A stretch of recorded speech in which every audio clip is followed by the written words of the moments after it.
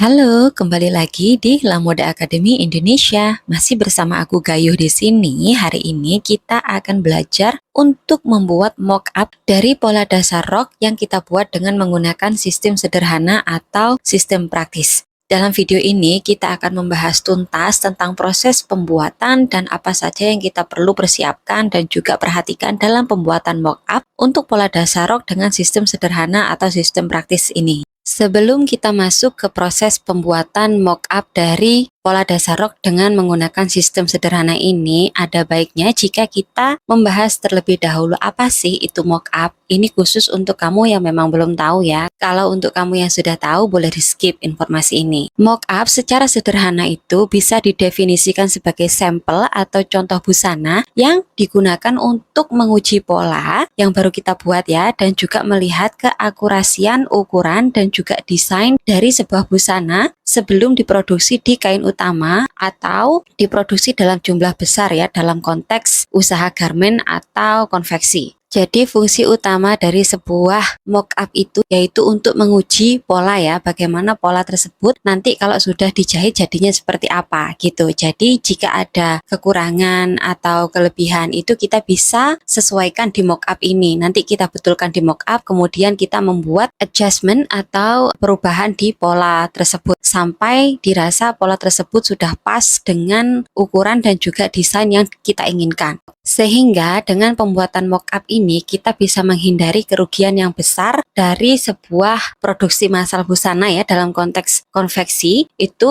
jika ada kekurangan atau kesalahan pola kita tidak sampai membuat produksi secara besar-besaran dan kemudian produknya itu gagal. Kemudian kalau untuk produksi pribadi dengan pembuatan mock-up ini kita tidak perlu merusak bahan utama atau kain utama yang asli yang terkadang itu bisa harganya mahal dengan membuat adjustment atau penyesuaian dari pola yang bisa kita lakukan di mock-up tersebut. Jadi dengan pembuatan mock-up ini kita bisa menghindarkan kain utama kita yang harganya mahal dari pendedelan dan juga penjahitan berulang-ulang yang perlukan untuk menyesuaikan bentuk busana yang dihasilkan dengan ukuran kita atau dengan desain. Sampai sini paham ya tentang penjelasan apa itu mock-up dan juga fungsinya dalam bidang tata busana. Nah, di sini kita sudah ada pola dasar rok yang kita buat dengan sistem sederhana ya, dan kita akan buat mock-up-nya. Nah, di sini polanya bisa kita lihat ya, masih menggulung-gulung seperti ini. Akan sangat susah sekali untuk kita bekerja dengan pola yang keadaannya seperti ini. Untuk itu kita perlu untuk menyetrikanya, kemudian membuat pola ini menjadi datar. Kemudian sebelum itu sebaiknya kita persiapkan terlebih dahulu peralatan yang akan kita perlukan dalam proses pembuatan mock-up dari pola dasar rok dari sistem sederhana ini. Di sini kita ada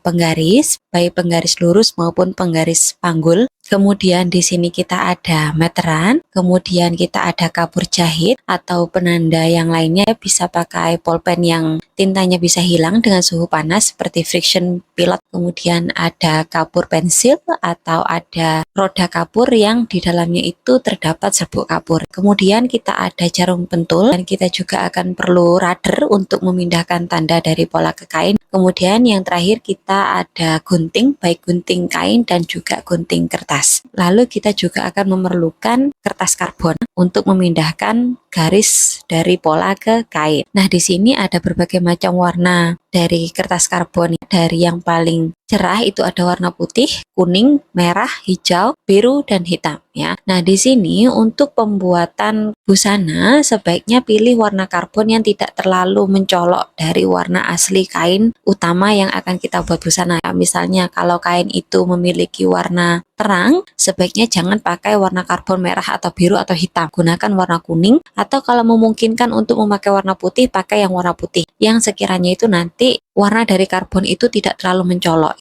karena ada kemungkinan karbon ini susah untuk dicuci. Maka dari itu kalau kainnya terang jangan pakai karbon yang warnanya terlalu kontras. Untuk kertas karbon sendiri ada bagian yang memiliki lapisan karbon dan satu lagi bagian yang tidak memiliki lapisan karbon. Untuk proses penciplakan pola atau pemindahan garis pola dari kertas ke kain, nanti kita perlu untuk melipat kertas karbon menjadi dua seperti ini, sehingga bagian atas dan bawah itu merupakan kertas karbon yang memiliki lapisan karbon, sehingga nanti ketika kita masukkan ke bagian tumpukan kain yang kita potong double itu bisa menyalin garis dari pola atas dan bawah. Nanti lebih jelasnya aku akan contohkan di proses pemindahan garis dari kertas ke kain. Nah, setelah semua peralatan yang kita butuhkan sudah siap, sekarang mari pertama-tama kita akan setrika terlebih dahulu pola yang tadi menggulung-gulung agar pola itu datar dan lebih mudah bagi kita untuk menggunting pola tersebut. Nah, di sini aku pakai setrika biasa untuk menyetrika pola, jadi pastikan kita memakai setrika kering. Kalau setrika kamu merupakan setrika uap, maka matikan terlebih dahulu uapnya. Berikutnya, untuk suhu setrika sebaiknya jangan terlalu tinggi atau cukup di level 1 saja. Karena kita kan hanya menyetrika kertas. Nanti kalau suhu setrika itu terlalu panas, maka setrika akan membakar kertas pola kita. Dan kita tidak mau kan hal itu terjadi. Nah, di sini kita cukup menggunakan alas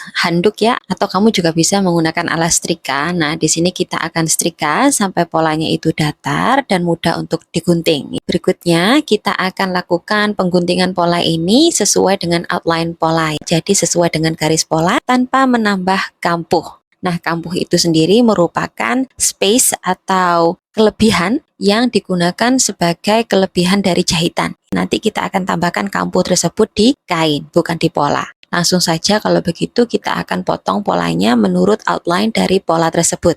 Lakukan seperti yang sudah aku contohkan di video. Oh ya, satu lagi, di sini sebaiknya gunakan gunting kertas ya. Jangan menggunakan gunting yang sama antara gunting untuk menggunting kertas dan juga gunting untuk menggunting kain, karena nanti itu akan merusak gunting kain kamu. Kan sayang ya. Jadi, usahakan untuk memakai gunting yang berbeda antara gunting kertas dan gunting kain. Simak cara pengguntingan pola seperti yang sudah dicontohkan di video. Prosesnya sama baik untuk pola depan maupun untuk pola belakang.